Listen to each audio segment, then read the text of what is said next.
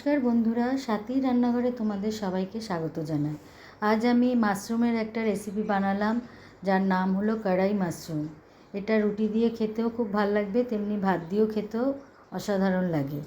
এই রেসিপিটি খুবই দারুণ খেতে হয়। চলো দেখে নিই এই রেসিপি বানানোর জন্য আমাদের কি কি করতে হবে। প্রথমেই মাশরুম নেব, সেটা ভালো করে ধোবো। প্রথমে একটু আটা দিয়ে নেব, আটা দিয়ে ভালো করে অল্প করে জল দিয়ে ভালো করে ঘষে ঘষে মাশরুমের উপরে যে ময়লাটা থাকে সেটা ভালো করে উঠিয়ে নেব। তারপরে আবার ভালো করে জল দিয়ে এই আটার জলটা ফেলে দিয়ে আবার জল দিয়ে ধুয়ে নেব। এইভাবে 2-3 বার জল পাল্টে পাল্টে ধুয়ে পরিষ্কার করে নেব মাশরুমটা, যাতে মাশরুমের গায়ে যে ময়লাটা থাকে সেটা সব চলে যায়।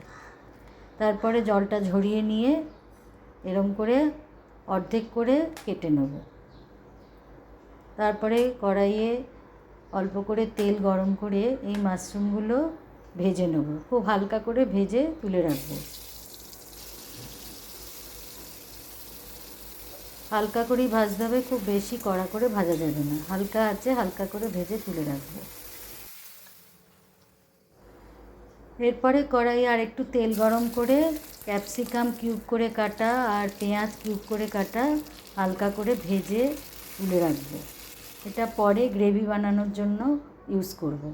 তারপরে মশলা একটা বানানোর জন্য কড়াইয়ে অল্প তেল গরম করে গোটা জিরে, গোটা গোলমরিচ, শুকনো লঙ্কা, জয়িত্রী, দারচিনি, ছোটো এলাচ এগুলো হালকা করে ভেজে আদা কুচি, রসুন কুচি, কাঁচা লঙ্কা কুচি ওর মধ্যে দিয়ে হালকা করে ভেজে নেব।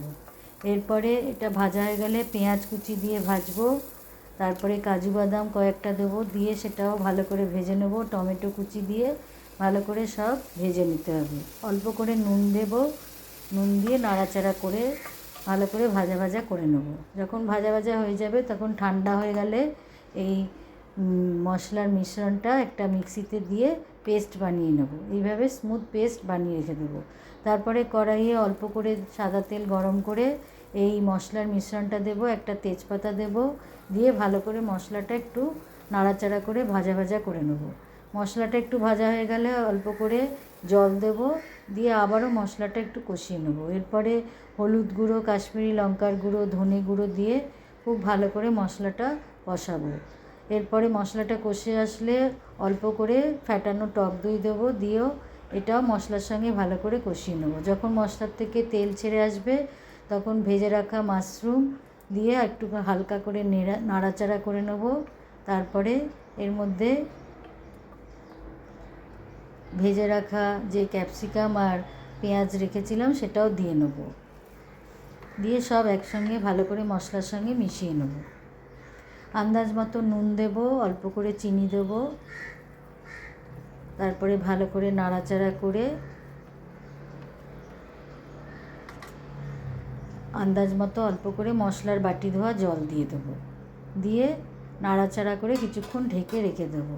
তারপরে ঢাকনা খুলে অল্প ধনেপাতা কুচি ছড়িয়ে দেবো, দিয়ে মিশিয়ে নিয়ে কিছুক্ষণ ঢেকে স্ট্যান্ডিং টাইমে রেখে গরম গরম রুটি, পরোটা বা ভাতের সঙ্গে পরিবেশন করব। তোমরাও বানিয়ে দেখতে পারো। এই রেসিপিটি দারুণ লাগে, রাত্রিবেলা রুটির সঙ্গে খেতেও খুব ভালো লাগবে, আর সকালে জলখাবারও করে রাখতে পারো।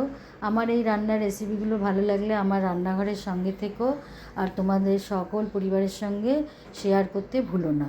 তোমরা সবাই ভালো থেকো। আবার অন্য কোনো রেসিপি নিয়ে চলে আসবো আরেকদিন। আজকে আসি, অনেক ধন্যবাদ।